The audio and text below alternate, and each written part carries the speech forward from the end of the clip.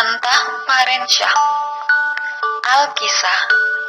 Di sebuah dusun terpencil, hiduplah seorang janda bersama seorang anak laki-lakinya yang bernama Pantah Parensyah.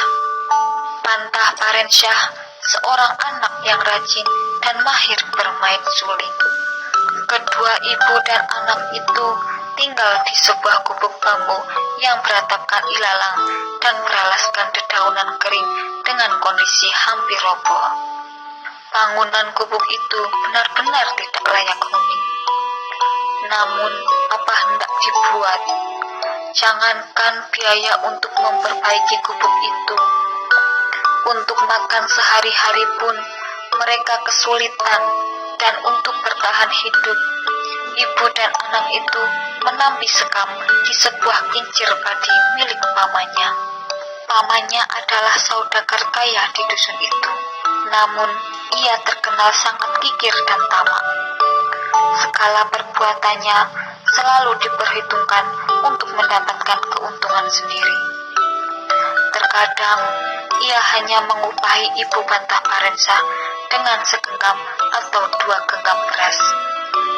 Beras itu hanya cukup dimakan sehari oleh janda itu bersama anaknya. Suatu hari, Pantah Parensyah mendengar kabar dari seorang warga bahwa raja di sebuah negeri yang letaknya tidak berapa jauh dari dusunnya akan mengadakan sayembara.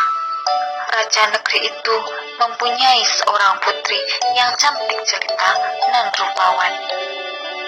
Sudah banyak pangeran yang datang meminangnya, namun belum satu pun pinangan yang diterima. Putri tersebut akan menerima lamaran bagi siapa saja yang sanggup mencarikannya pakaian yang terbuat dari emas dan suasa.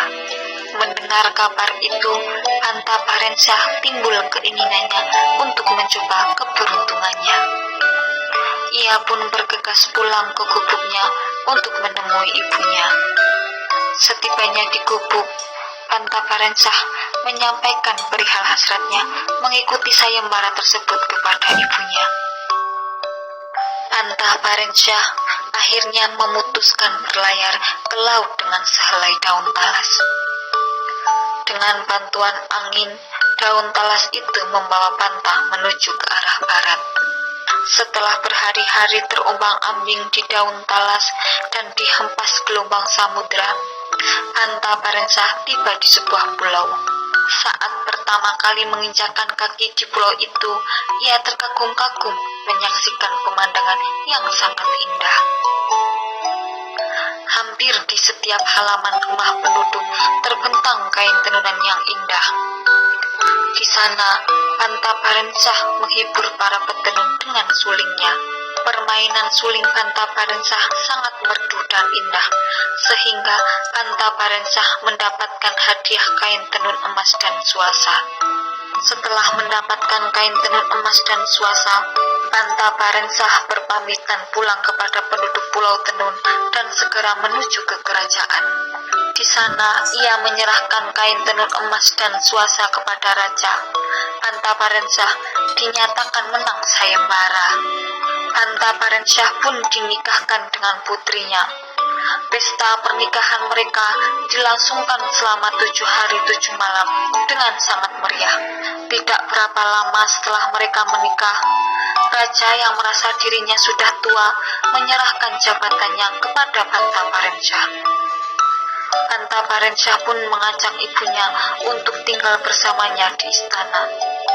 Akhirnya, mereka pun hidup berbahagia bersama seluruh keluarga istana. Pesan moral, orang yang senantiasa berusaha dan bekerja keras pada akhirnya akan memperoleh keberhasilan.